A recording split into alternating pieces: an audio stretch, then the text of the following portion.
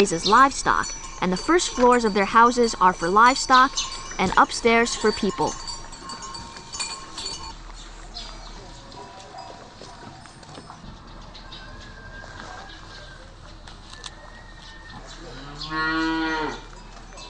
Here I visited a local family. The man is 27 and lives with his wife and 2 kids. He was born and raised in this village, like most people here who choose to live according to traditional Tibetan customs. Typical Tibetans live traditional lives, eating the local barley, tsampa, and drinking butter tea. The tea is an indispensable part of Tibetan life. This hot drink is great against the cold and is always served to guests. According to custom, butter tea is drunk in small separate sips, and after each sip, the host refills the bowl to the brim. Thus, the guest never drains his bowl, yet is constantly topped up. From their childhood until they have their own children, they live like this.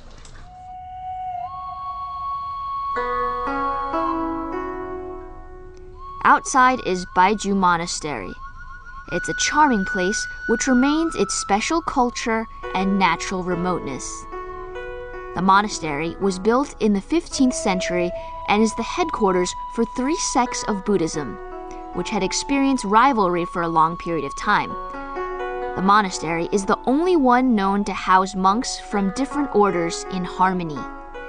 As a result, its structural style, deities enshrined, and murals are very unique.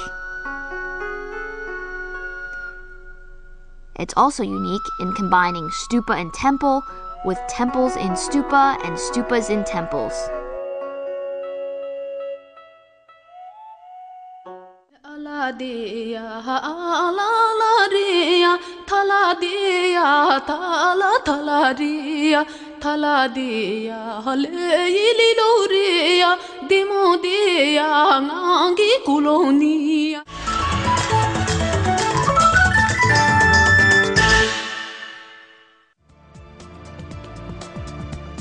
We continue our journey towards Everest to Sagya Monastery. On our path, we really get to know how man works at the whim of nature. In Tibet, quick changes in weather are expected, like mudslides after the rain, which may block traffic. Being the only road there, we have no choice but to wait in line. Oh, God. So I think we're stuck here for at least an hour. I don't know. How long have you guys been out here in traffic? In traffic, just maybe 1 hour. Just 1 hour? Just 1 hour? Yeah. Where are you guys off to? We are going to Tingri and then to the EBC.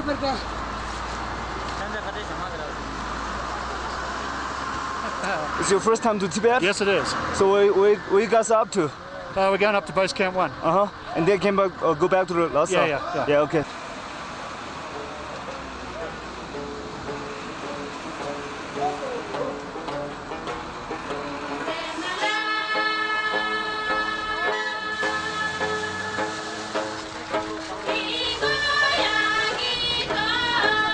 Finally out of the traffic and on to some more interesting sights.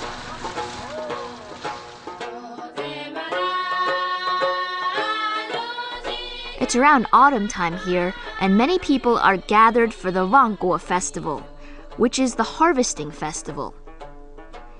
Tibetans from all around will come and celebrate with song, dance, and religious ceremonies.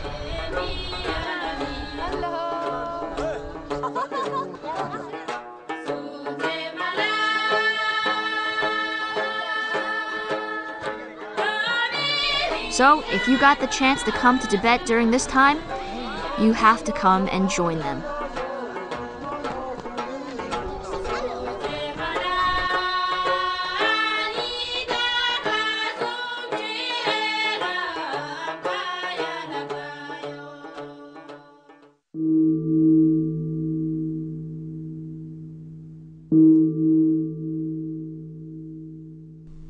Finally, to Sagya Monastery, located in the Sagya County, 149 kilometers from Rikadze.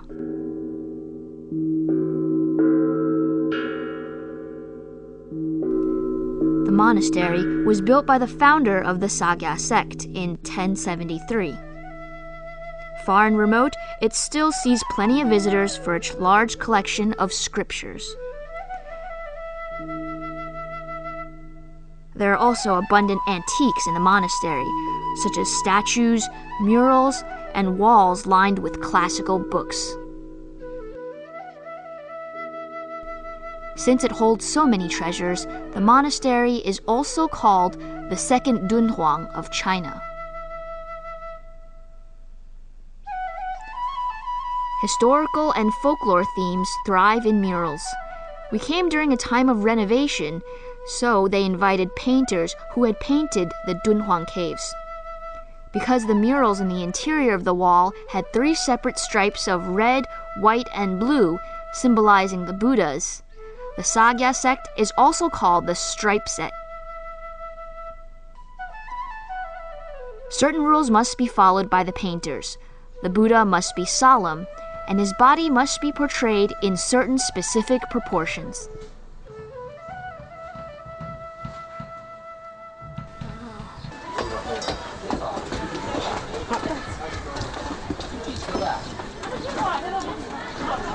During this time of renovation, everyone takes a part. The men and women work together, sometimes in some interesting ways. Can you guess what they're doing? These people dance on the rooftops, making something that is thought of as work less tiresome. To the rhythmic beats and repetitive movements, work and play become one. If you think about it, they are bringing new life to something old and ancient, a spiritual rebirth in their daily lives that happens every day. See? All work and no play makes you an adult girl. That's why we do this. Here at the monastery, to spice things up a little bit in their lives, they fix the roof and sing and sort of dance to this beat at the same time. Now, it's almost a little bit of trick to get the right notes, but a little bit of practice, you're on your way.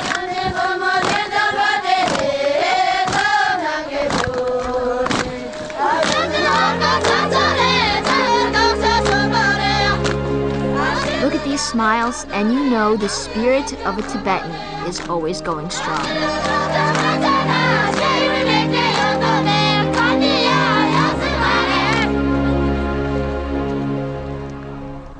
Tibet is a land, a religion, a culture, and ultimately a mystery. The landscape, air, and sunshine all have so many untold stories of their own. Tibet is this natural place of holy land, holy waters and holy mountains. Here you'll find old ladies marching along with their prayer wheels in hand. The fresh scent of yak butter infiltrates the air. No matter where you're from in the world, this place will simply awe-inspire you. I'm Yin, and see you next time on Travelogue. Who knows where the journey will take us?